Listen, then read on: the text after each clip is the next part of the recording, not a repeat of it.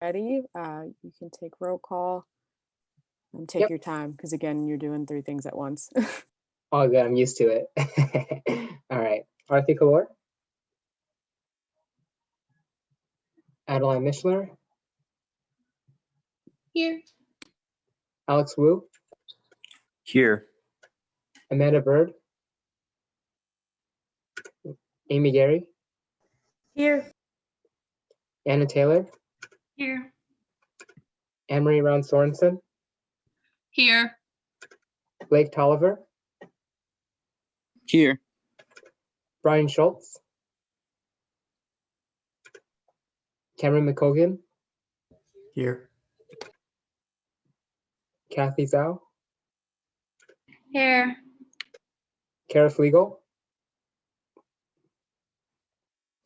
Dan Risser, Here. Emmanuel Monte, Here. Aaron Bowes, Here. Jarrell Gibbs, John Mark Miller, Joshua Reynolds, Here. Kaylee Quinnen, Cara DeLucio, Kelly Snyder, Here. Kyle Quinn, Here. Lakin Meter, Here. Lewis Richardson, Here. Marie Meisner, Here. Maddie McIntyre, Here. Megan Dalo, Here. Najee Rodriguez, Here. Noah Robertson, Here. Patricia Brungy, Rainier Foley Di Fiore, Here. Refugio Lara, Ryan Lascalzo, Samantha Brown, Here. Sarah Jordan, Here. Seti Deshpande, Here. Sophie Pulio, Here. Sydney Gibbard, Here. Xiao Rushi, Here. Yujin Zhang, and Yuna Choi. Yep, I got you, John Mark. Was anyone else's name not called?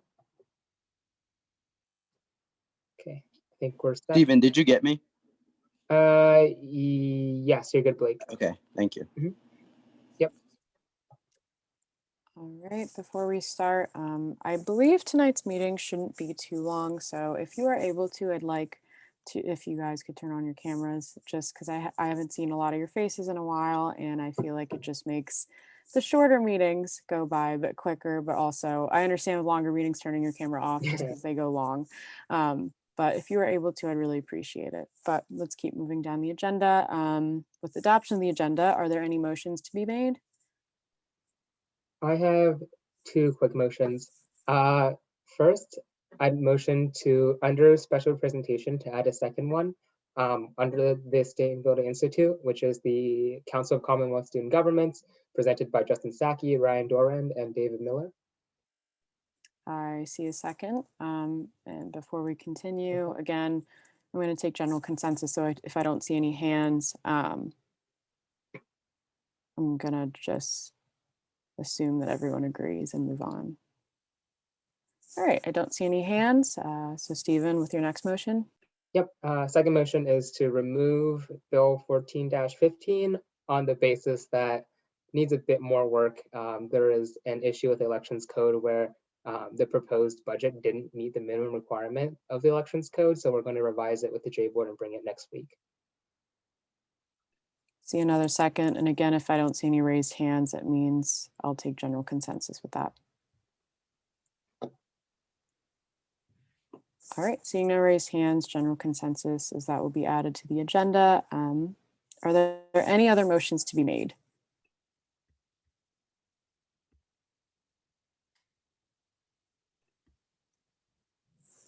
All right, seeing none, we'll now move on to adoption of the meeting minutes. Is there any amendments, any questions?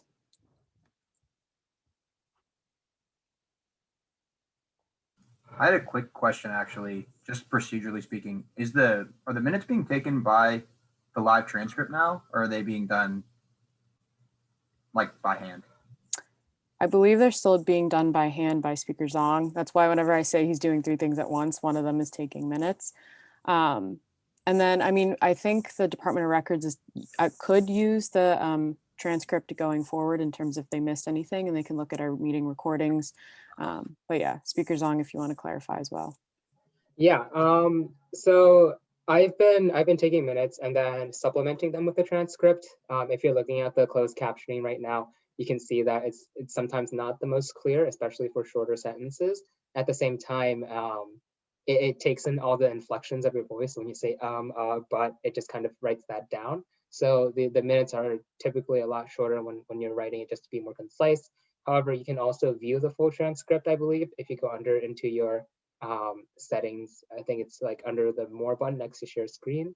If you click on view full transcript, it gives you the live transcript as it happens. So if you need to revise or review anything, that's there. But just know that I am doing like a shortened version of minutes, and unless we can find maybe a clearer captioning service, chances are a lot of it's going to be human made, just to make sure that's clear. Thank you for that. Yeah, it's like I just think the closed captions are cool. Just was wondering about it. Gotcha. Yeah. Yeah, shout out to President McKay for asking me to implement them in the settings because they were just updated on Zoom. All right, so seeing nothing else with the meeting minutes, we'll keep moving down with a special presentation by Paul Shrivastava, Director of the Sustainability Institute, and Doug Goodstein, Student Programs Coordinator for the Sustainability Institute. Again, you'll have 5 minutes to speak and then 10 minutes for questions. But again, we are very grateful that you guys are here to speak to us tonight. Okay, so I'll get it started and then Doug can add on afterwards. Thank you very much, Lexi, for inviting us to have a conversation. And I know it's 5 minutes is a short time, so there is not the deep conversation that I would like to have, but I see this as the beginning, as an opening. And I hope we'll be able to do a lot more conversations outside of this Zoom setting in smaller groups. So in brief, I just want to say what Sustainability Institute is, what it does, and point out to our website as a resource for much more detailed information. Sustainability Institute is sort of the central office for sustainability at Penn State. Our mandate is to integrate sustainability into sustainability thinking, as well as values and action into all aspects of Penn State, which means the 13 colleges, the 24 campuses, bring sustainability to our 100,000 students and to our 17,000 employees. In order to do this with such a diverse body, geographically distributed, we have adopted the UN Agenda 2030, which is more colloquially known as the 17 Sustainable Development Goals, as our framework. This framework has been approved by 192 nations. There is a kind of global consensus that that's where the world needs to be moving. And universities like ours, which are as big as some countries, at least in financial terms, need to be participating in it. So these 17 goals, I'm going to flash them up for a second so that all of you, at least those who are not in the sustainability space, can get familiar with them. And we try to implement these goals in 5 work buckets or 5 areas: curriculum and learning, research, student life, community outreach, and operations. So this way, we cover virtually everything that the university does. We try to influence the strategic plans, the investment strategies, the operations, the buildings, the curriculum, what is taught in courses, and everything that happens in student life, as well as in community outreach. So I would recommend that you all take a look at our website. It's a new website which we have just launched. And I'm going to very quickly share my screen, if I may, so that I can share with you a couple of things. One is the website flash page, but also the 17 Sustainable Development Goals. Is that okay to, I don't see, I can, oh yeah, I can do screen share. Yeah, go for it. Yeah. So let's see. Let's start with this one.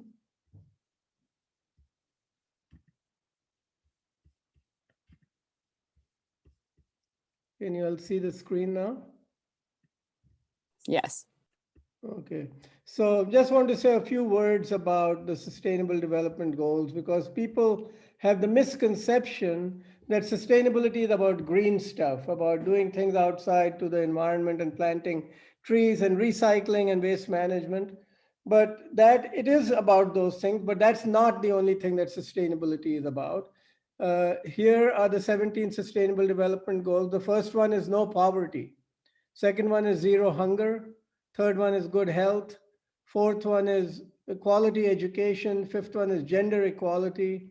Sixth is clean water and sanitation. Seventh is affordable and clean energy. Eighth is decent work and economic growth, and so on. Out of the 17 goals, only 6 of them pertain to the green stuff, and the remaining 11 of them deal with jobs and human well-being and technology and industry and production and consumption and everything else. So sustainability is really about flourishing within the boundaries of Earth. And the reason it has become such an important issue globally is that we have been in the recent years breaching these boundaries. And we have come close to crises in many different spheres. So what I wanted to tell you all today was not just to sort of follow what Sustainability Institute does, but to think about student voices as a source of power and change for organizations like us. We are now facing a climate crisis. We are facing uh, a biodiversity crisis. We are facing a financial crisis, a COVID crisis. Virtually everywhere you turn around, you see that human systems are in crisis. And this is not just in the United States, it's global. And we, all of us, have to participate in shaping and changing the situation. And I have always felt, and I have always been inspired by the work that students have been doing at Penn State and young people have been doing outside. So we have several of you right here. I saw Zach earlier and saw his video about climate action. I know that Lexi is leading the charge on sustainability within the UPUA. Nora and Maddie have done a lot of work with CSL and are also teaching a course on taking action on sustainability. So there are many inspiring people in this group. And I just want to reinforce what they're doing and encourage all of you to be thinking about yourself, not in the role of students, where you feel somewhat disempowered because you're not faculty and you're not administration, but you need to see yourself as people, as citizens, as people who are going to be most affected by the changes that are starting to happen in terms of the environment. So just for your own self-preservation, I think you all need to raise your voices, bring your concerns, and I understand that you'll have made such efforts, and in fact, in very recent past, without very much success, but that is no reason to retreat. Climate change is not going away. It is here. We have got to learn what its impacts are going to be and how to live in a climate altered world. And unfortunately, big institutions like Penn State and other universities are still locked in doing ways the old way. It is because we have strong rules and procedures and systems and information flows that limit the kind of discretion we have. We need fresh energy. We need fresh pressure, if you will, to break out of our ossified veins and do things in a different way. And believe me, we really need to do things very, very differently than what we are doing. And I'm saying this after knowing how much we are doing. And I can sit here and crow about all the great things we are doing. If we look at all the evaluations that are going on, we score on gold level, or we score among the top 10% or 5% in the world. But it's still not enough. And students have told us that it is still not enough. There have been student letters to the president that have actually used that language, that everything that we do is great, but it's still not enough. And that is something I agree with. I think we all need to collectively join hands and do things that go beyond where we are. I want to give 4 examples of what students are doing and youth are doing in other parts of the world. And I'm going to again share my screen if I can figure out where my screen sharing. Yeah, there it is. Go back to the presentation and there are, so the first one I want to point out is political action. I think students are, most of you are above the age of 18, voting citizens of this country. You have as much of a political stake in the future as anybody else. Sunrise Movement is an example of a political action created by young people. And they have been able to do amazing things. And especially under this new administration, they are forcing the administration to adopt really progressive climate policies and the new Green Deal that will make a better future for you tomorrow. And most of the leadership is young people. They started when they were teenagers and they're still in their early 20s. So this is one example. The second one I want to point out is legal action. There are now over 20 cases around the world. I've given 3 examples over here. In the United States, there's a Juliana versus the US government, where children in school have sued the federal government for polluting the environment and making it worse for their generation. In Netherlands, the Urgenda Foundation, which this is the oldest running case, so I want to bring it to your attention because they just recently won against the city of Amsterdam and forced them to decarbonize the entire energy grid of the city of Amsterdam. So these lawsuits are being successful. They are being imagined by students, of course, being helped by lawyers in this, but it is basically being run by young people. The third kind of climate action, which environmental action or activism, I want to point out to Greta Thunberg.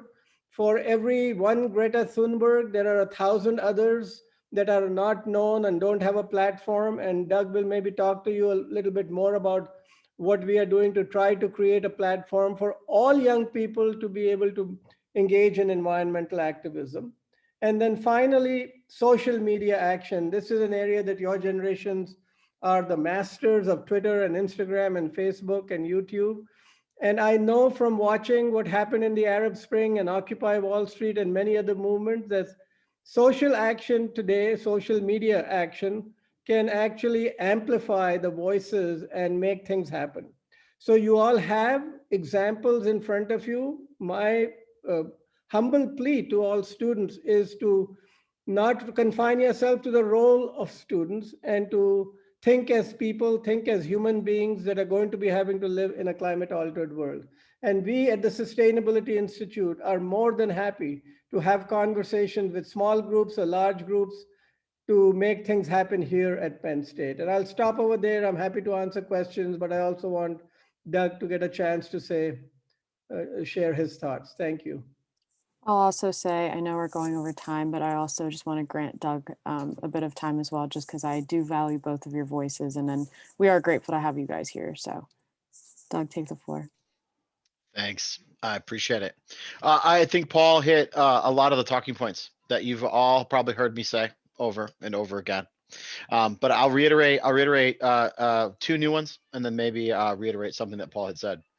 You know, the role of Penn State in its creation through the land grant, the Morrell Act, was the core foundation of why Penn State exists is to serve the Commonwealth of Pennsylvania and prepare its citizens for the future. We know what the future looks like. Paul has painted that picture. I don't think anyone's here surprised that we're talking about climate change or biodiversity loss or, you know, social issues such as racism, gender inequality. Like, these aren't shocking, I hope, to many of you. If they are, I'm happy to, let's have a conversation and we can talk about those. So I think, to me, the point of the Penn State education is to prepare you, young people, to go out into the world and not just get a good job. We hope you get one.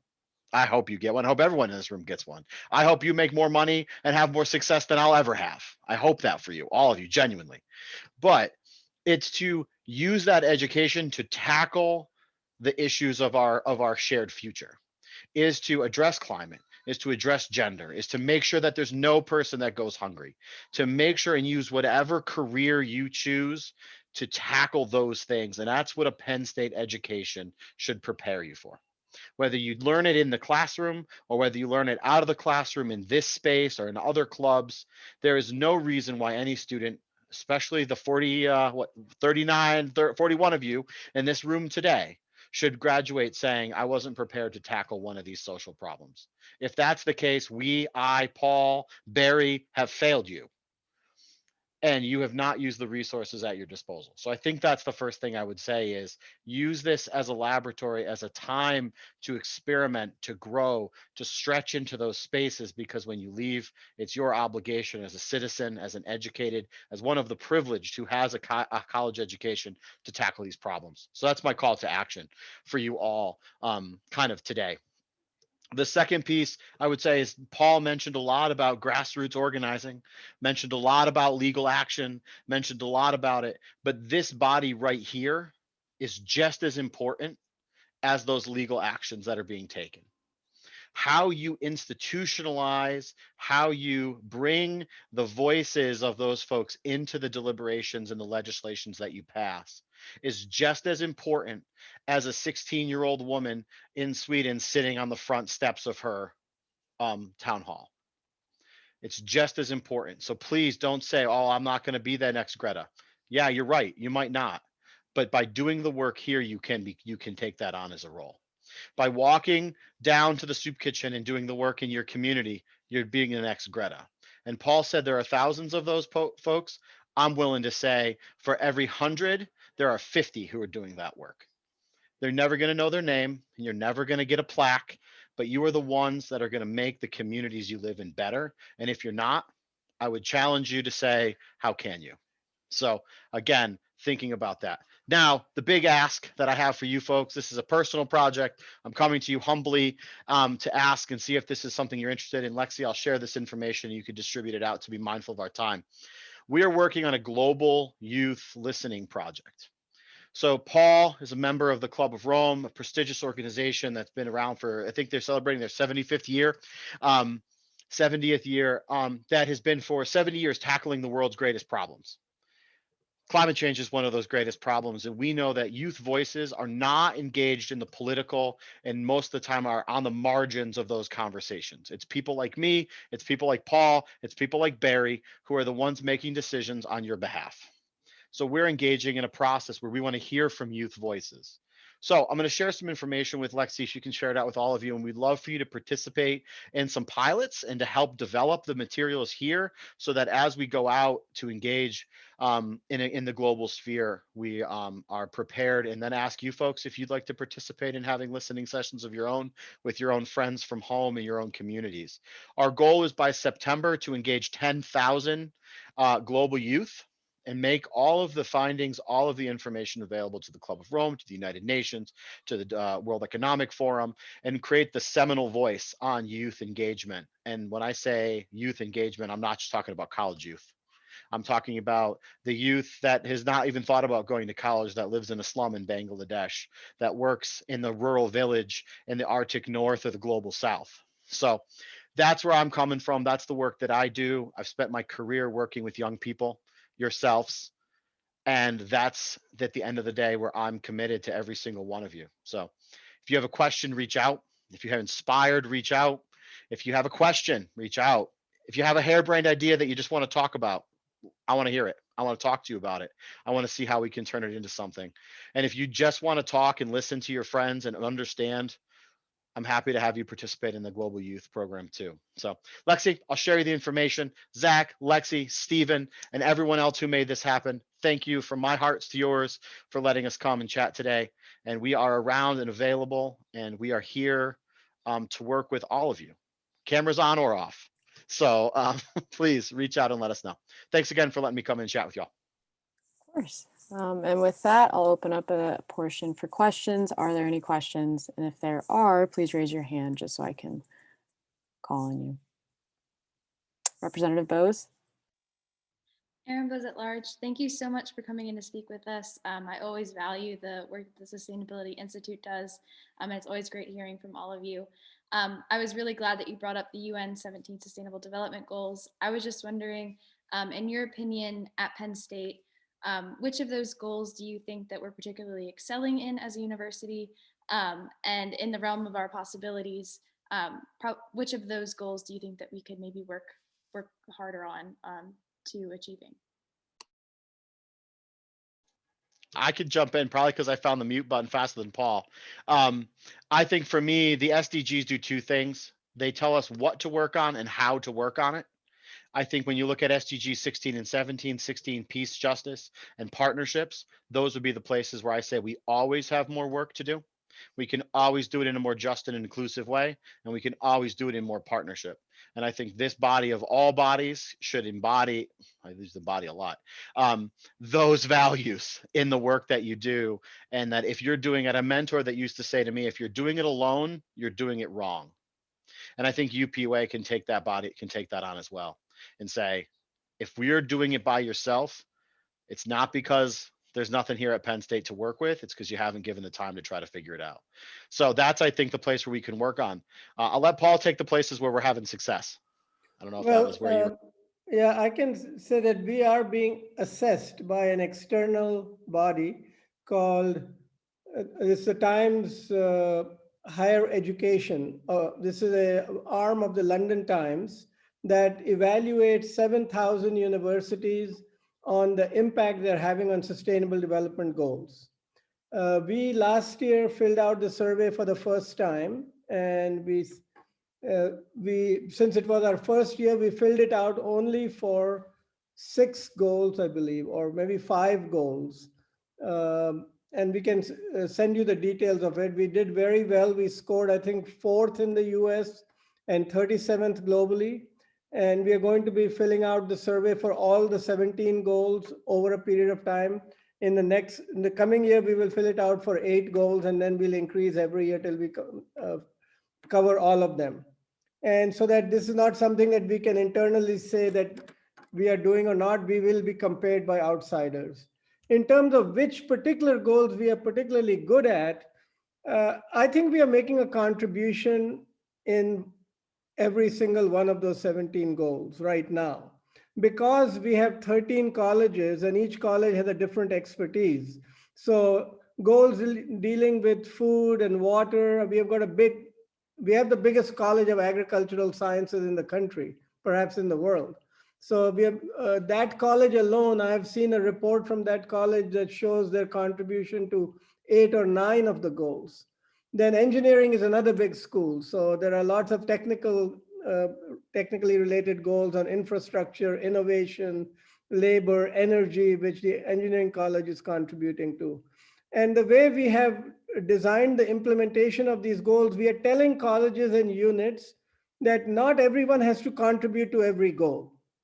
You pick and choose the goals that you feel you have particular affinity to or particular passion for or particular assets and resources, and you make the contribution in those goals. Concentrate on those goals, and collectively Penn State will contribute eventually to all of them. So I would say the choice of which goals you should pick and choose should depend on your passion.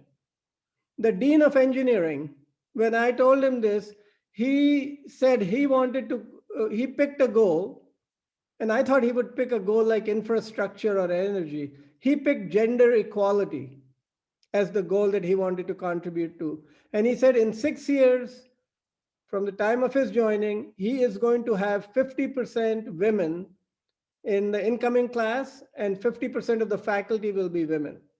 This is a huge challenge. It requires money, it requires education, training, infrastructure, what have you. He's going to turn the engineering college upside down to accomplish this. Because he really feels that we are far behind on this particular goal. He is personally committed to it. And that is what my recommendation is to all the administrators, all the students, all the faculty.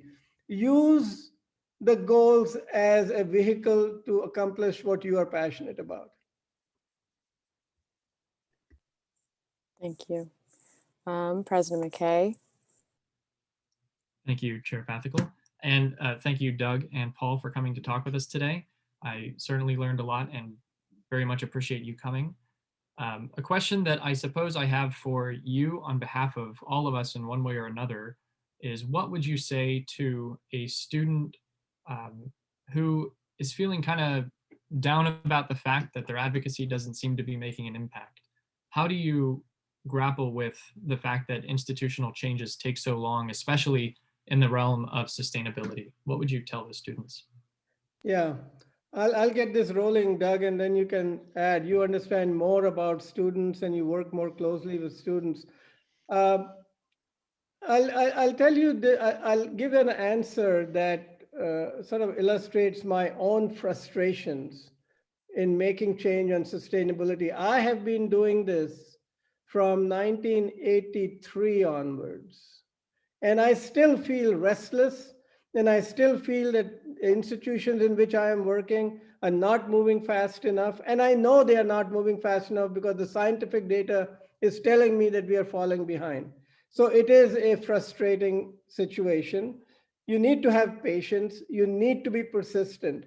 This is not about some institutional bureaucrat or an administrator or somebody like me telling you what is right or what is wrong. A lot of this data is scientific. It is out there. You know it is true. And if institutions are not moving, you just have to persevere. I don't think there's any reason to be depressed or get disheartened about it, because there are lots and lots of allies. And I can tell you that if a student is interested today, there are 12 colleges out of 13 that have created a sustainability council and established a sustainability chair. The council consists of people who are passionate and committed to sustainability. They're not getting paid to be on the council. They are there because they want to do it in their college. So regardless of which college you are in, you have at least a dozen people in the college who are voluntarily committing their time to it. Second, outside of the college structure, in the upper administration, there is a deep understanding of sustainability, perhaps not at the level of the Board of Trustees yet. And maybe your comment was prompted by the experience with some board members. And I have been told about it, and it's unfortunate. But my reaction to that is that you should just not step back. It is your life. It is the life of your generation. People like me are going to be gone in 10, 15 years. You don't have to listen to me because I'm the chief sustainability officer. You need to listen to science. You need to listen to the truth that is out there regarding climate change, regarding all the 17 sustainable development goals.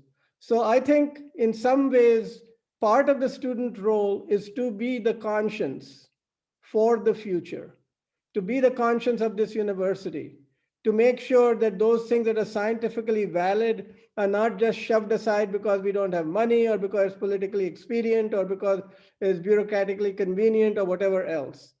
We really do have to move on the front of climate change and biodiversity and all the 17 sustainable development goals. Doug? Yeah, thanks, Paul. I would just remind everyone, and this isn't just here at Penn State.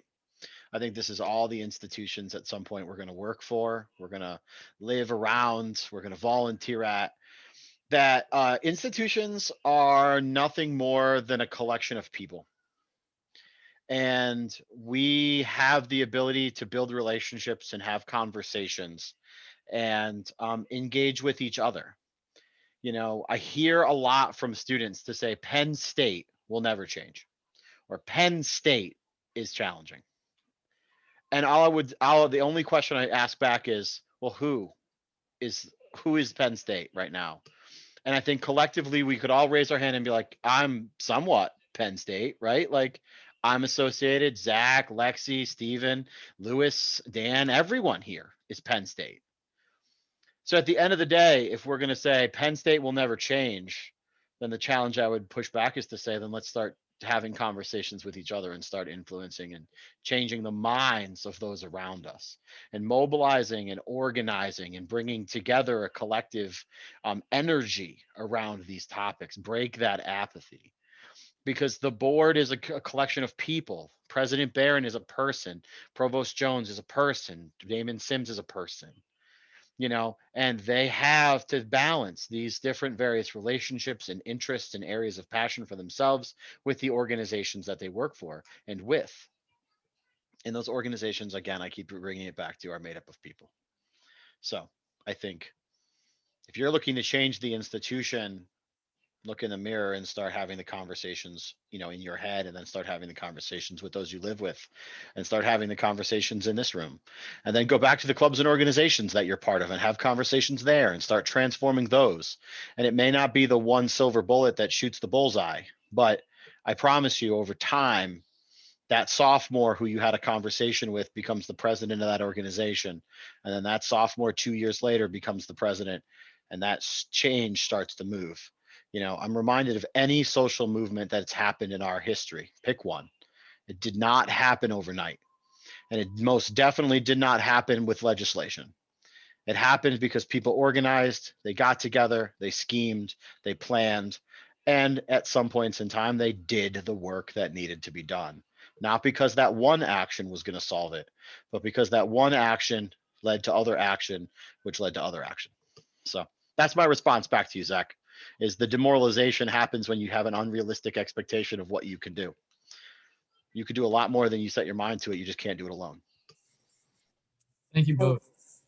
I am going to close off the floor just because the 10 minutes for questions are up, but I do encourage anyone with questions to email Doug or Paul. I know they're very excited to work with students, and with that, I'm very grateful for the both of you for coming in tonight and presenting to us.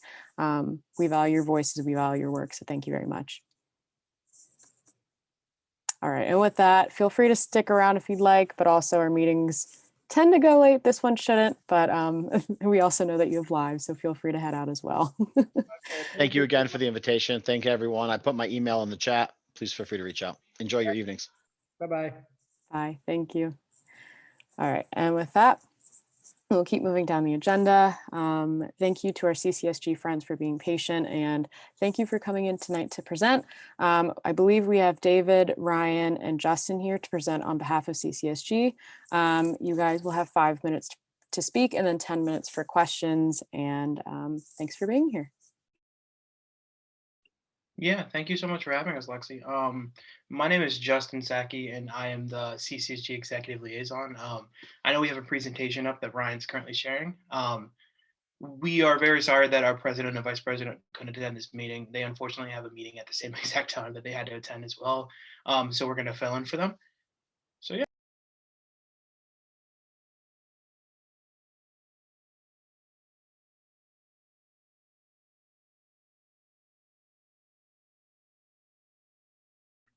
I hate presenting because of those stupid mute thing. Hey everyone, my name is Ryan, the Associate Liaison for CCSG. Thank you so much for having us. I really appreciate the time to speak.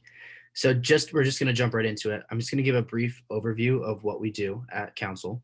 So five weekends out of our academic year, members of the Commonwealth campuses, all 19 of them, come together to identify issues and give solutions to problems seen throughout our campuses. And each of the campuses send a delegation from their Student Government Association for the weekend, and that's where they vote and pass key legislation that we decide to pass through. Like I said earlier, there's 19 Commonwealth campuses, and each of them has their voting membership from the CCSG's or the SGA's presidents and vice presidents.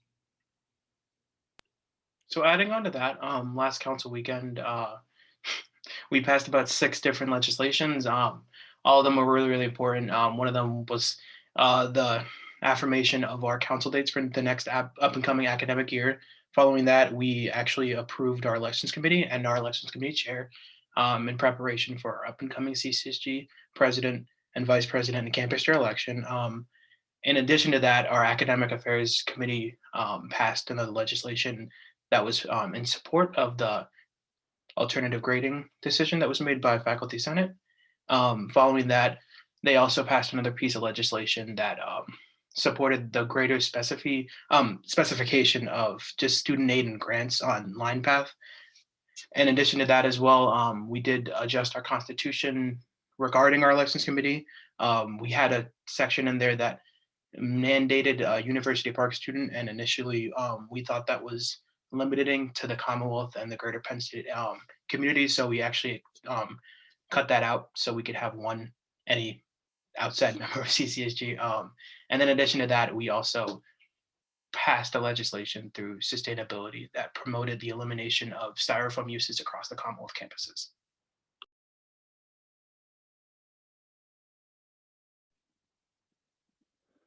Hey everyone, my name is David Miller, and I am your Commonwealth Fee Board Chairman.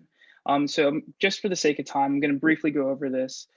Just a quick structure and overview about what we in CFB actually do.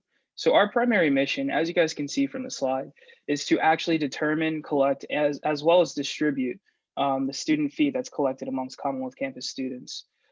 We also do retain the right to oversee the assessment, the allocation, as well as all of the reports for the fees across all 19 Commonwealth campuses. So during our last meeting on January 29th, last Friday, we actually had a good amount of proposals that were passed.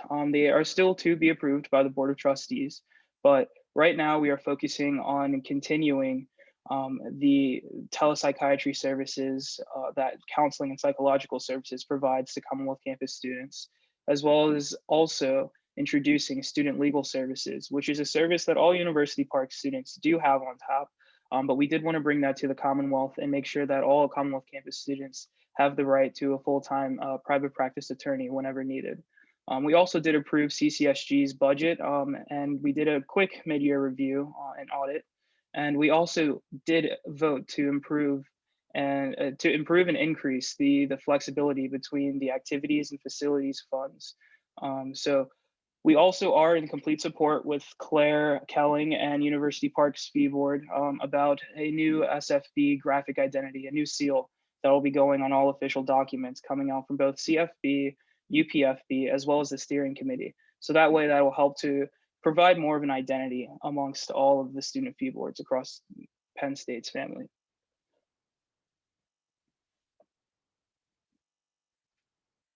All right, and then this last slide is just how to get a hold of us individually. It has all of our emails and names and positions.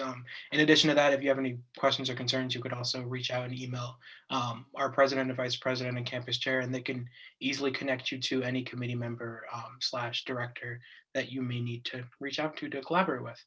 All right, I think that's the end of our presentation. I guess we stand for questions.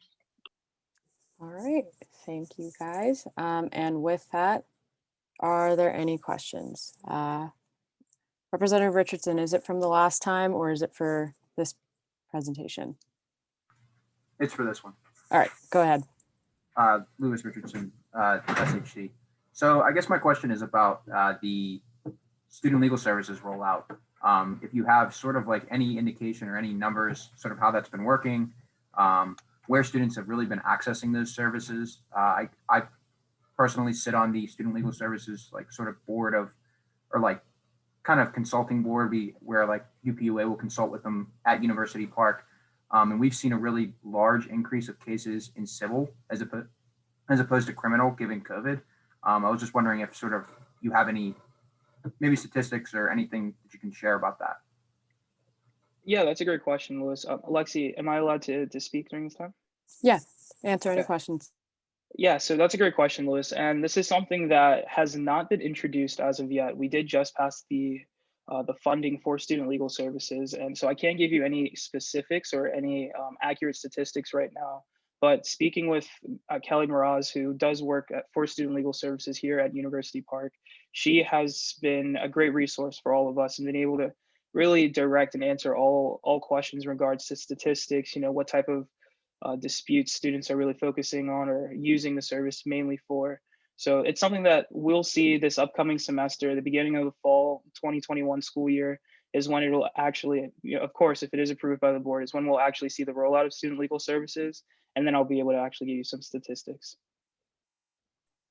Representative Richardson, do you have a following question? Yeah, just a quick follow-up, and you may not know the answer to this given that it's not implemented yet, but just out of curiosity, where do you intend to source those attorneys from? I mean, I know that here at UP we source them from the law school, right, which is a pretty obvious place to go. But given that all the campuses don't have a law school, do you by chance know how you'll go about doing that, or? Yeah. So it's going to be mainly based out of University Park when it does come to the service aspect of it. The attorneys will be, again, there will be one private full-time attorney, I believe, but there will also be law school students as resources and aides as well. But it will be mainly based out of University Park with the extension going to all the Commonwealth campuses. All right. Are there any other questions?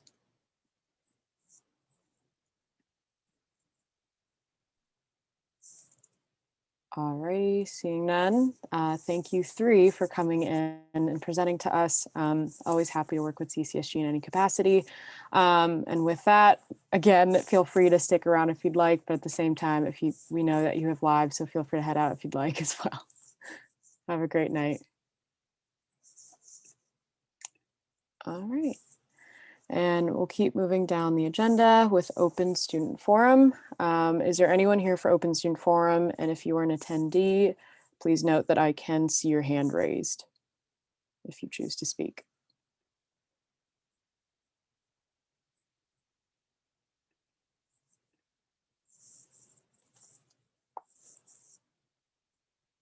All right, seeing no one here for Open Student Forum, we'll keep moving down with report by the President. President McKay. Hello all, happy February. As I mentioned in today's address out on Instagram, it is also Black History Month, and I highly encourage each and every one of you to find some time over the next few weeks to research and honor the achievements of Black individuals in our community and across the country. A great place to start would be the UPUA social media, which over the next few weeks will spend the month highlighting prominent Black leaders and their accomplishments so that you can learn more about some of their achievements.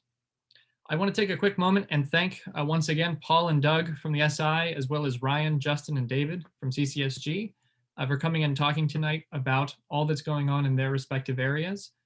There's a lot of room for collaboration with CCSG. We've often passed joint resolutions and things like that, so especially, I guess, with regard to Gov Affairs. So, but there's always room for even further collaboration. If anything like that should interest you, I'd be happy to put you in touch with anybody. As they gave you their contact, you can also reach out to them directly. Doug and Paul are also some of the coolest people I think I've ever come to meet.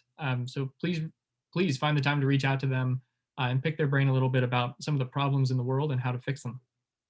I want to thank President Akbar and Vice President Viragama for inviting Lexi and I to this past weekend CCSG Council session, where, as usual, we reported on everything that we were doing as the UPUA, all the good work that you as the Assembly have been up to, and we wanted to be sure that we return the favor this time around too.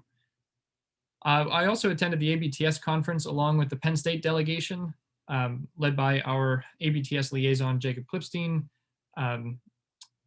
There was a lot of conversation in terms of student COVID advocacy or student advocacy in the midst of COVID.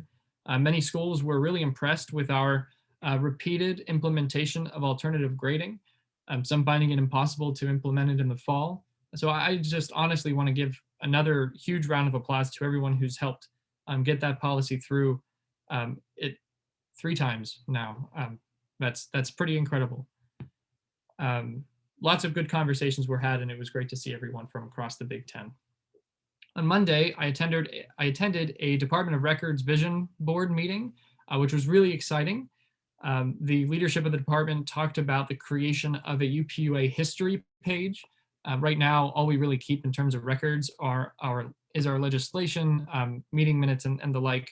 But in the future, history.upua.org will become a sort of home for landmark legislation, biographies on representatives and former leaders of the organization, opportunities for students to highlight some of the good work that their individual assemblies did. And all I can say to that end is that there'll be quite a lot from this assembly, in no small part thanks to all of your hard work. I'll be sure to keep you updated there because I'm certainly excited about, well, history in general, but especially UPUA history. On Monday, I also attended the presentation given by Becca Geiger from the Gender Equity Center. I want to thank Becca for hosting that event and sharing a lot about the Title IX process. I also want to thank everyone who attended, as was mandated by the Assembly. I want to thank, yeah, like I said, everyone who found the time to come out. I especially want to thank Erin Brown, our Director of Sexual Misconduct and Prevention, for really facilitating the event and getting us to learn about something that I don't think we might have otherwise. So I'm very grateful to, just seems like I'm very grateful to a lot of people, and it's true, I am. Let's see, the Student Fee Board, the University Park Student Fee Board, Facilities Subcommittee recently received today, sorry, there's two things. It reviewed today an initial framework outline for an environmental sustainability fund and a rubric to discuss proposals related to it in the future, especially as they relate to facilities. I've asked Nora Van Horn and Claire Kelling as members who are really spearheading that project to come and get student feedback from this group next week. If you can't tell, we've begun to invite students to our assembly meetings and share a little bit about the work that they and their student organizations have been up to. So please keep an eye out for even more invitations for students in the future too. The new fee committee also was today notified that a proposal to restart the free STI program, which was more or less put on halt by UHS this year in light of COVID-19, will, if it is provided, sorry, if the subcommittee provides a recommendation to take the hearing and it is granted, the STI program will continue through the next year, hopefully with a bit more reliable distribution. And I'm sure that there's some promotion that we can help out with, especially from our Department of Health and Wellness and Committee on Student Life. Let's see, there's also a proposal in the Facilities Subcommittee. Nope, it's the new, I'm sorry, there's a lot of subcommittees. The new fee subcommittee to fund a contractor to develop a comprehensive bike plan for University Park, including but not limited to bike lanes, a bike shop, and much more, all coming out of the Sustainable Transportation Program at Transportation Services. That was approved by the Student Fee Board and to have a hearing. So depending on what the board decides, we might have a plan to implement a pretty strong bike program across campus, even better than we have right now. As you know, that's something I like biking. That's something I've always been a fan of. Let's see, and then today, just before meeting for the assembly, I had a meeting with some student affairs leadership regarding the 2018 sexual misconduct survey. I am excited to report that we discussed a lot about the reason behind the delay in that data.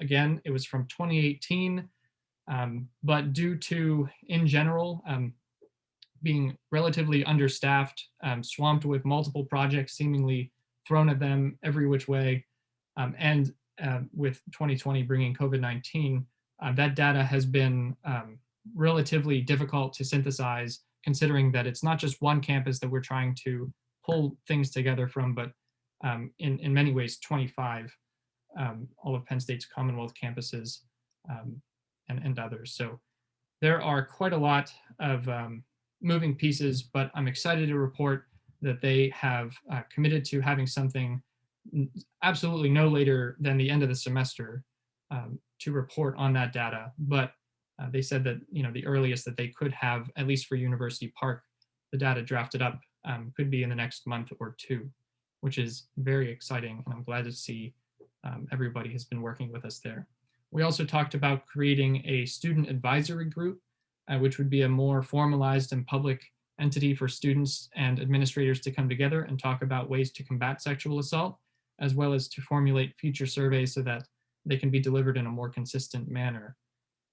We also lastly discussed the implementation of another survey, which is scheduled for fall of 21, but we are discussing as to whether or not COVID-19 would significantly impact the data to a point where essentially they're not comparable. They're not, you can't compare them between the 2015 and 2018 data. So a lot of good news from that meeting. Felt it was very productive, and I'll be sure to keep everyone updated again with regard to things that come out of it. And then lastly, in terms of updates, I guess the Student Fee Board will meet this Friday, in which myself, Executive Director McFarland, and Speaker Zhang will present our budget and current expenditures so we can talk about and explain everything which you've purchased as an assembly, which there have been quite a lot of good things. So to be completely honest with you, I'm really excited and proud, to be honest, and to share everything that you guys have been doing to help the student body. And then lastly, really this time, keep an eye out for a few executive orders going out, again, in the name of transparency, so that you know what we're doing. With regard to redesigning and reintegrating the budget on our website, we've heard that it's kind of confusing to read. And so Tony's been doing a really awesome job in redesigning it, making it a little bit clearer, as well as creating and implementing a UPUA listserv and the UPUA weekly newsletter, which will be active no later than the end of this week, which any student can opt into and learn everything that's coming up for that week. Okay, that's all I have. I'd be happy to take any questions, or as always, feel free to send me an email. Are there any questions for President McKay?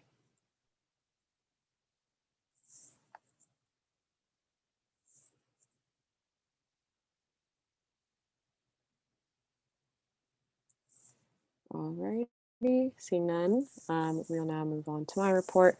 Not too much on my part for this week. Let's see. Yeah, as Zach mentioned, we attended the CCSG Council weekend. As also a note, every time that we do speak to a public entity or another organization, we usually put the address or what we spoke on the website. So if you go to the executive branch under news and then speeches and remarks, what we said, you can literally read word for word at the CCSG Council weekend, and our report is on the website as well. I was also there for the ABTS conference. I was very excited. I got to see a lot of my friends from across the Big Ten. And there's a lot of productive roundtable conversations, just seeing where other universities are, how they're treating COVID, what they do, like test proctoring, what's been working, what hasn't been. To say the least, I think we're doing pretty well. Obviously, every university is handling this differently, but I was really proud to say, and I was kind of hyping up the AAC team at ABTS in the roundtables with the alternative grading. So again, thank you guys for your advocacy. And again, like President McKay said for 3 different times, your work has definitely not gone unnoticed. And if anything, the Big Ten now recognizes it. Going forward, next week, I believe is the board leadership meeting that we will be having. If there's anything pressing that you'd like us to bring up to the board, please let us know. And as well as that, I'll also be attending the FBCP committee meeting that is also next week. With that, I believe the wellness day is next week. I hope your professors have been listening to guidelines, and I hope you do take the day to rest. Whatever that may be, I know Student Affairs has some programming in terms of the wellness day that you can attend. So please rest. You know, I'm a big advocate for rest because I know that is how we always do our best work, is when we're healthy and rested. But with that, I will stand for any questions.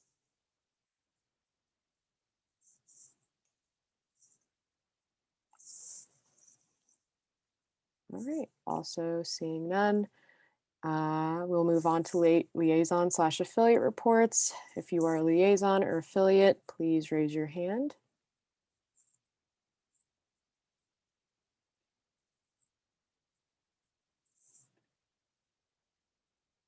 All right, seeing no raised hands and thus no reports, and seeing no old business, we will now move into a 5-minute caucus breakout.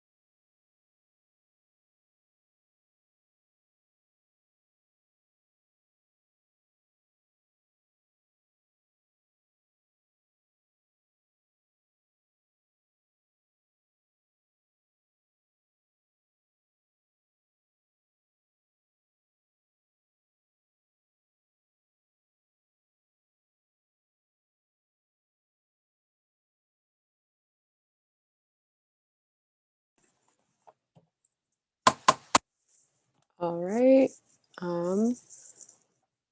We will now move on to new business. So the first agenda item is a policy. However, after speaking with Speaker Zhang, I think the quorum is 31, and I believe we only have 29 representatives. Speaker Zhang, do you want to take another roll call, or is this something that we want to, I guess, technically table? I think that should be allowed, but yeah. So for everyone who's on right now, essentially we're doing constitutional change to change the election state because it's set for spring break, like after spring break, and we don't have spring break this year. However, you need 3/4 of the entire organization, like all the reps, to pass the constitutional change for it to be set in stone. Right now we have 29 people present out of 41 reps. So quorum is 31, which means you need 31 yeses to pass. So even if everyone votes yes, it doesn't pass. So we can either, I think, I feel like we can either table it, or this is unprecedented, but we are also in a pandemic. If we wanted to record everyone's votes, I can reach out to everyone who's not here today and get their votes as well and just announce it next week. But I do understand we have precedents. If we don't want to break those, we can table the policy change for next week as well. Really, I think this might be at chair's discretion because we're at modern rules, but if anyone has any like ideas or suggestions, I don't want to break precedent. We don't need to, but I don't necessarily think this is something that's like super contentious. I really would like to maybe hear a bit more of your guys' opinions, and maybe just move from there. I'll give my thoughts. I think I am someone that likes precedent. And although, yes, we are on Zoom and there is a global pandemic in our midst, part of me just does not want the precedent of like voting during assembly and then reaching out to reps after, even though, yeah. So like, I don't know, that just sets like a kind of a slippery precedent where in the future assemblies might do the same. And I'm seeing the chat also agree. So I, as chair, would like it to be tabled. I also agree with Representative Scher, where reps should have equal access to discussion. I think with that, I guess it just requires a motion and a second for this to be tabled. So Representative Bose. Aaron Bose at large, I motion to table the policy. And I see a second, and I'll give it a bit of time. If you're someone who disagrees or wants to discuss it, please raise your hand, or else I'll take general consensus.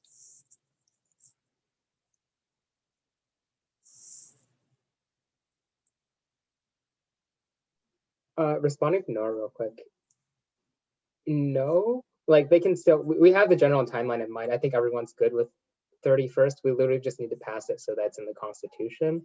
But they kind of have that date down. I think all of us kind of expected that date, which is about the same as last year when we were doing the elections code changes.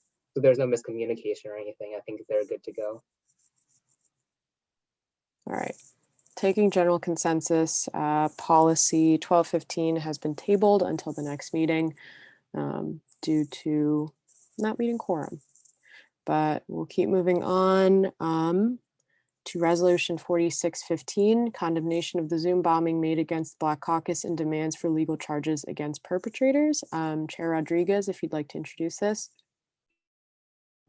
Representative Tolliver will begin the introduction. Thank you. So what I'm going to do is just read the statement, the first part of the statement for those who haven't yet seen it. On January 27th, 2021, during the Spring Involvement Fair, 51 unwanted users ambushed Penn State Black Caucus Zoom room. These individuals directed numerous racist and homophobic slurs at 3 Black Caucus executive board members. The chat was filled with anti-Semitic and white supremacist language and symbols. Several users screamed into their microphones, played loud music, or exposed themselves in a sexual manner. President Black Caucus members reported and removed each intruder and contacted Penn State administration immediately after. And I just want to give more context to all this. This whole situation is just sad, like so sad. Just seeing the events of the summer happen, and then seeing now, it just feels like, when is it going to end? You know, it just hurts my heart. Like even in class yesterday, I just chose not to participate because I did, it just getting to me a lot, you know. And the women who were in the chat when it had happened, like they give me their take on it and they were traumatized. And it just hurts me to know that, and it's the fact that these people don't even know us, you know, and they just want to attack us. It just doesn't make sense to me. Hate doesn't make sense to me, however it exists. And that's mostly what I'm going to have to say for now, but I'm going to pass it off to Najee. I yield my time to Representative Rodriguez. Thank you so much. And in complete agreement and continuing with Representative Tolliver's statements, we do want to take a firm stance as on behalf of the undergraduate student body and our capacity as the student government of the University Park campus to take action against these egregious acts, against those 51 perpetrators who hurled hate speech without any provocation towards the Black Caucus members. We really want to take a stance in terms of calling on the university to deviate from the regular path of inaction by demanding that Damon Sims and Eric Barron, respectively the Vice President of Student Affairs and the President of Penn State, to collaborate and exchange information with the relevant bodies, such as the FBI, such as the Attorney General's Office of the State of Pennsylvania, and the Department of Justice to bring these individuals to justice by pressing charges on all of them, whether it be local, state, or federal. They all committed crimes and they should be held accountable for that. This is unacceptable in every way, shape, or form, and we cannot let Penn State continue to be inactive during these situations of injustice. So that being said, we are calling on UPUA's leadership to convey our concerns, to convey our demands in student leadership roundtable meetings, et cetera, to really follow up on what we are demanding if we are to vote for this tonight, which I hope we do, to really show a strong message to the campus and to Black students across the Commonwealth that our campus will not tolerate actions like this.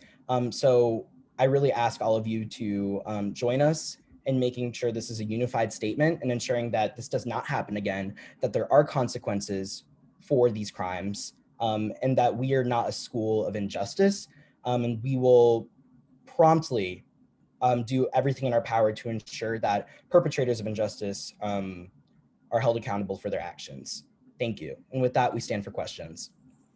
Are there any questions for Chair Rodriguez or Representative Tolliver?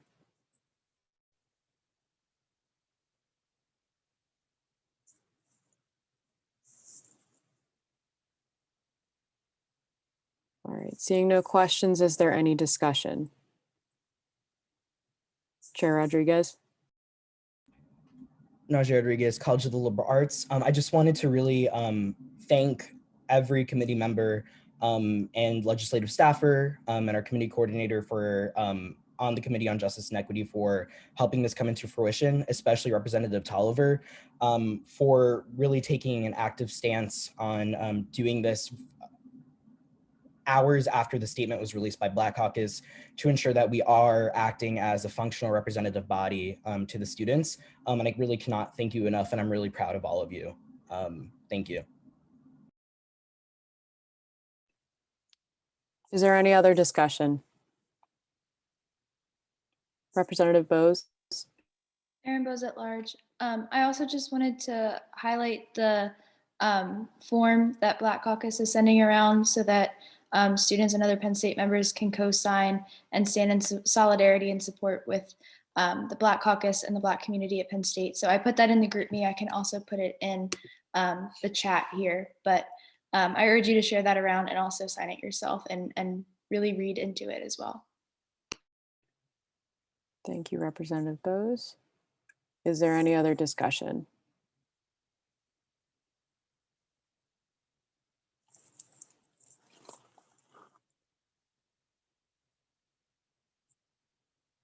All right, seeing no discussion, I will now close the floor. Can give me a second as I pull up, or at least send the form into the Teams. With that, head over to your Microsoft Teams. You know the drill. Head over to the General Assembly channel. That is where the form will be for Resolution 4615. If you have any technical difficulties, please private message me on Zoom. And overall, just please vote as soon as you can. So we're not waiting around for a very long time. So I'll give it a couple of minutes, but please head over to Teams as soon as you can.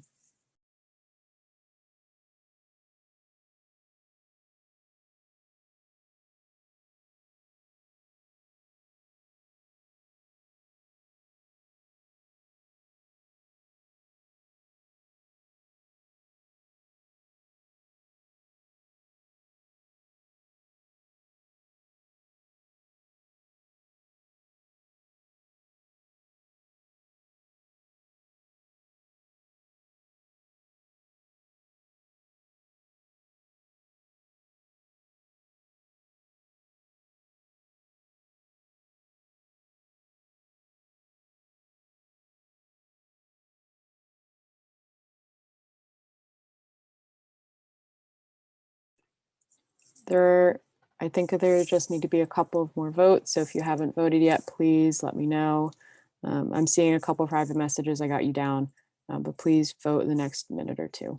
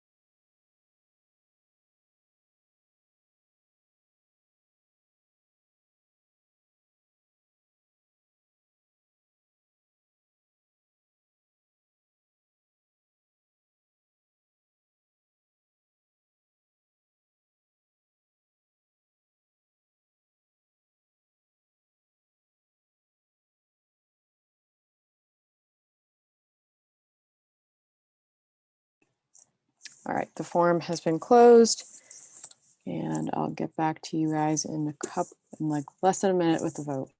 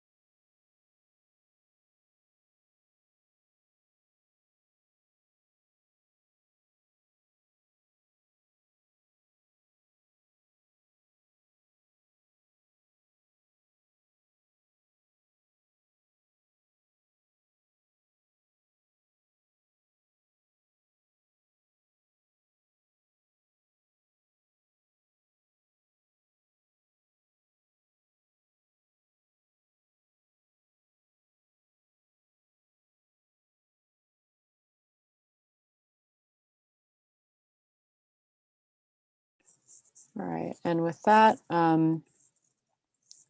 give me a second. Resolution 4615, condemnation of the Zoom bombing made against the Black Caucus and demands for legal charges against perpetrators passes with a vote of 32-0 or otherwise unanimously. All right. With that, we will now move on down the agenda with a report by the Chief Justice of the Judicial Board, Chief Justice Zaya.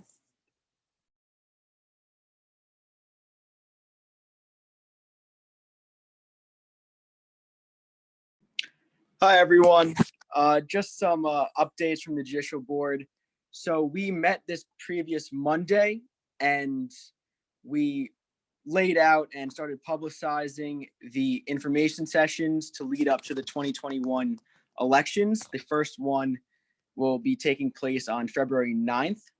And all of this can be found on the new Elections Commission Twitter account, which has previously been recovered at UPUA_elections. And more information regarding elections and more publicity for the elections will be coming out very soon in the upcoming weeks.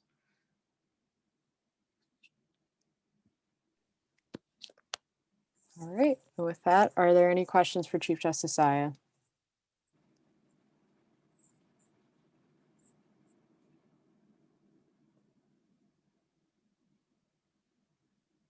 All right, seeing none, we will now move on to executive reports. If you are an executive director and have a report, please raise your hand. I believe the reports are also attached to the email that Speaker Zong sent out along with the agenda. If any representative is curious. All right, with that, we'll keep moving down with the report by the Speaker of the Assembly, Speaker Zong. Yep. Hi, everyone. Just quick things. First, I attended the ABTS conference on Saturday as well. It was amazing getting to know so many people from different universities and really hearing about their successes, really some of the challenges they're facing and how they're getting through the pandemic. I think there's also some really cool ideas that you can kind of find in my report that we found from the meeting. On Friday, I'm meeting with Leanne and Richard from Global Programs, along with President McKay and I think Director Clipstein. I'm not really sure of his title now, but it's to follow up on one of the initiatives, which is translating resources into different languages to increase equity for students. I will probably, if anyone's interested, please reach out to me about the initiative. We were just planning to set up a preliminary meeting before reaching out to the community in terms of just figuring out what's possible, what isn't possible at this point. I also attended the judicial board meeting on Monday just to see how they're going with the planning with elections and such. If anyone is, please spread the word about elections and also about the info sessions. I think, starting, because the info sessions are starting so early in February 9th, it is so easy to get more students involved, really bring in different organizations and people about UPUA. They have a much longer time frame to learn about UPUA than in previous years. So it's really, really paramount that you all get the word out. Please reach out to myself or Chief Justice Zia if you want. If you have an you might be interested in, just having a short presentation with an organization or bringing kind of more about UPUA to a different organization or group or community, just to make sure that you are conveying everything properly. I also have the UPUA Fee Board meeting scheduled for Friday with President McKay and Executive Director McFarland. Hopefully we'll be securing the funding we received this year. And also I can't wait to really talk about all the things that we've done this year as an assembly. Finally, I'm setting up a meeting with Executive Director Truesdale and Blake Colian on Friday about the Wellness and Compassion Workshop, tentatively set for Tuesday, February 16th at 7 p.m. I'm not going to mandate it because we've had a ton of mandated events, but I really, really would love everyone to be there. It's going to be a highly interactive workshop. I think that, as I put in my email, compassion, empathy, understanding, and deliberation are some of the most important things that rep can have, especially when representing so many different students at Penn State. Again, there's also a reminder that at-large representative applications and the secretary applications are due this Friday evening. The links are in my email. Please send that to friends and other people you think might be interested. Or if you're someone who's not yet a representative and would like to apply, please do. We always encourage having more people in the pool of applicants so that we can have more competitive and elections and hence better representation of our student body. So yeah, thank you. Are there any questions for Speaker Zong? Representative Robertson? Hi, my question is just, do you know how many students applied to the current 2 at-large vacancies? Yeah, so far, I believe it's 3, but I also believe that they're all members of, currently members of UPUA that aren't directly representative. So again, highly encourage competition in sending those forms out. Are there any other questions?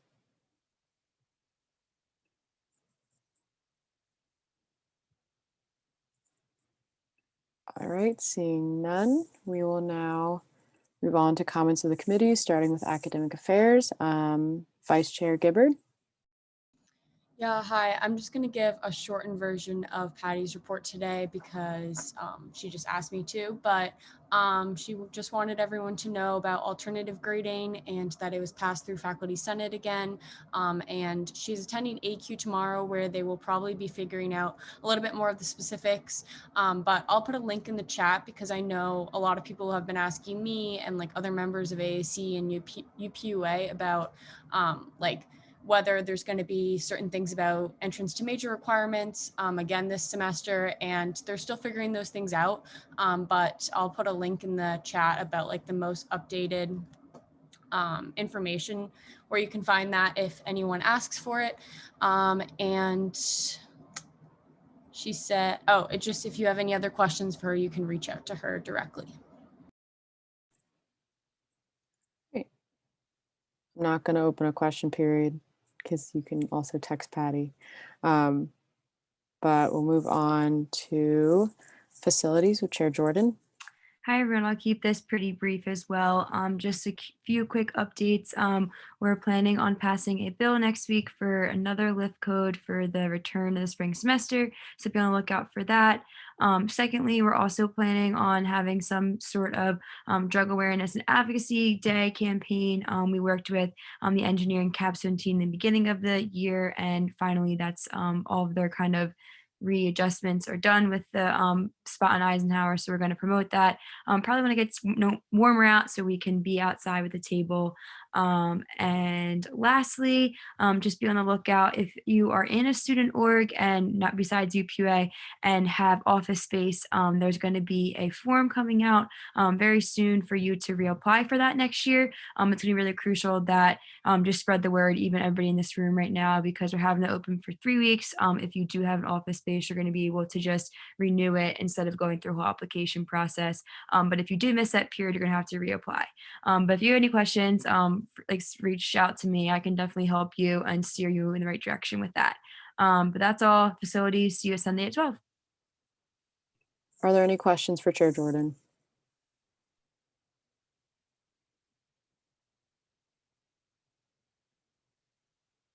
All right, seeing none, we'll move on to Gov Affairs with newly elected Chair Risser.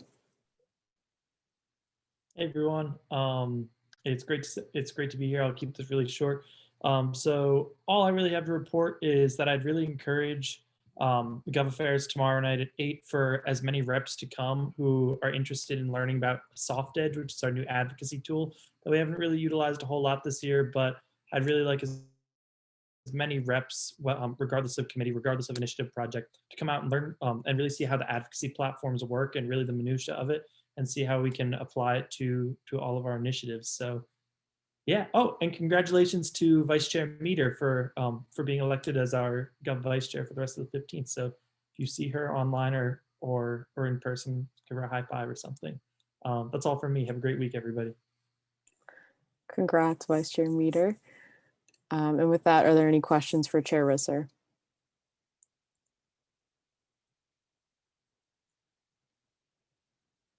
Alrighty, seeing none, we'll move on to Justice and Equity with Chair Rodriguez. Hi, everyone. Happy Wednesday. Sorry, I was trying to find the unmute button. Just a few quick updates for my committee. Committee, bring yourselves back because these are a few important messages. Hope that clap caught you off guard. For the first one, our next work initiative meetings will be Student Disability Resources, the Name Change Fund, and the Public Art Committee Initiative. So please look at the teams to look at the Zoom links for that. The times are also there. So if you haven't already been to a work initiative meeting, please attend one of these. And then we'll go ahead and essentially disassemble what we discussed on Friday and go over basic reviews of everything. So be on the lookout for that.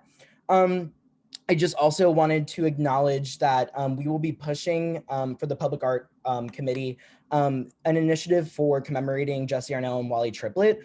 Hopefully a mural. We're trying to go through an application process right now due to not really getting a response from those in charge. So if you know any student artist or local state college businesses that specialize in murals, plaques, for land acknowledgement, or anything along those lines, please bring those names to us. There's a possibility that we'll be able to commission them and hopefully provide payment in that way to get these underway. So please reach out to me if you know anyone who might be aware of that. Along with everything, we will be hopefully pushing the banner initiatives, and of course the First Gen Advocates initiative that will be hopefully rolled out in the next 2 weeks. So be on the lookout for that. And we will see you this Friday at 4:30 p.m. Eastern Standard Time, TGIF, Janie, in advance. If you want to come to our office hours, if you're not part of the committee, just to ask, that's been posted on our Instagram. And then our Zoom links are also on the Instagram. So just reach out to me with any questions or comments or concerns, and have a great rest of your Wednesday. Bye. Are there any questions for Chair Rodriguez?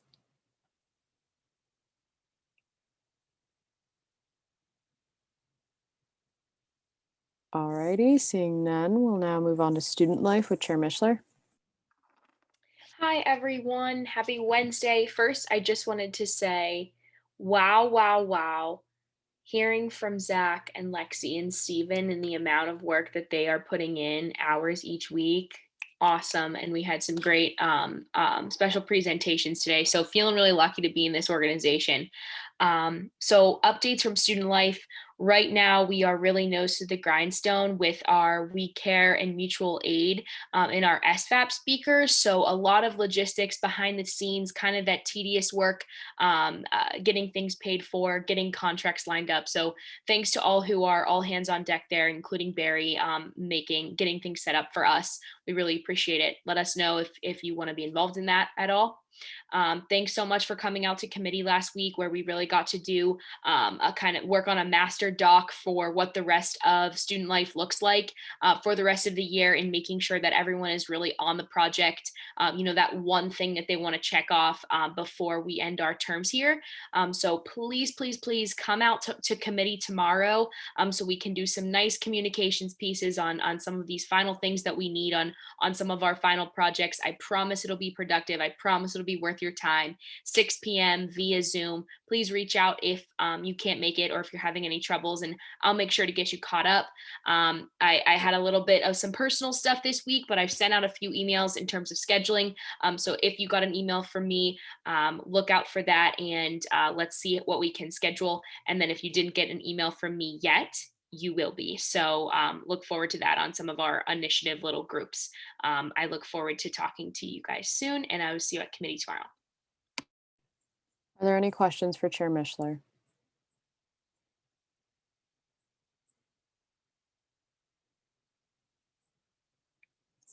Alrighty, seeing none, we'll now move on to comments for the good of the order.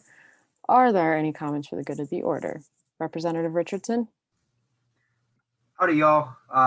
So one quick comment, more like just a shameless plug. SORA is accepting applications. We're currently doing recruitment. SORA, again, is student and organization rights advisors. So our goal moving forward is to have every single one of you lovely people in UPUA trained as a SORA advisor. And what that basically means is we want you to know what the heck is going on with the code of conduct. That doesn't really make you responsible for advising students, but what it does do is it makes you available to advise students if that's something that you're ever interested in.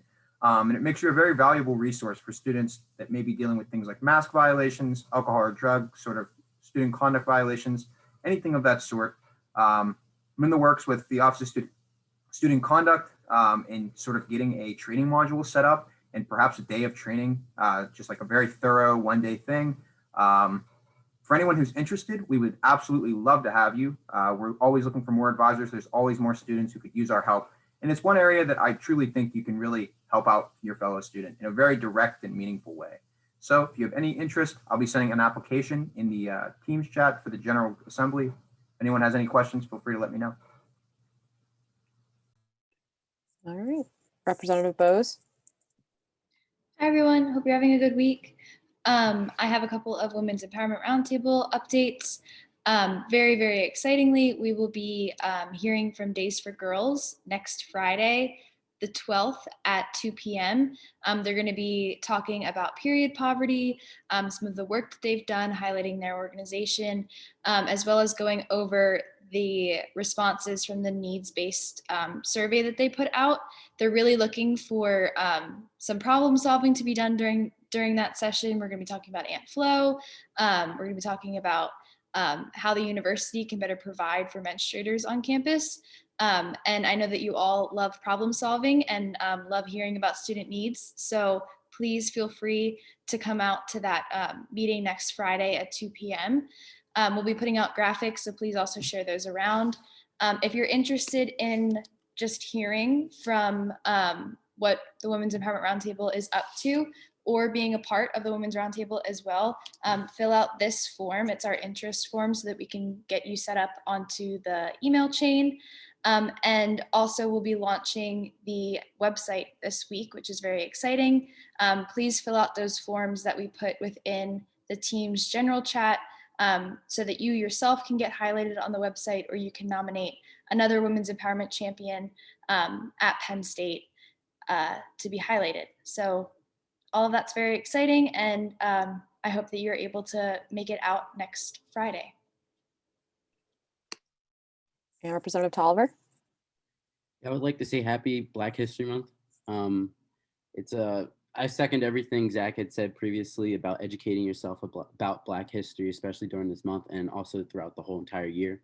Ways in which you could, on your own, celebrate Black History Month. You can support a Black business. You can engage in a healthy conversation about Black history on social media. You could donate to a Black organization. And more importantly, you can call out racism and prejudice in your community. And if you would like to donate to a Black organization, you can go to PSU Black Caucus on Instagram, click on our link tree, and it'll have a little box that says donate to Black Caucus. And if you click on that, you can donate any amount of money you want. It would definitely help our organization do a lot more in terms of reaching out to more members, holding more events, and definitely helping us heal during this time. So thank you, and everyone have a great rest of your night. All right, are there any other comments for the good of the order?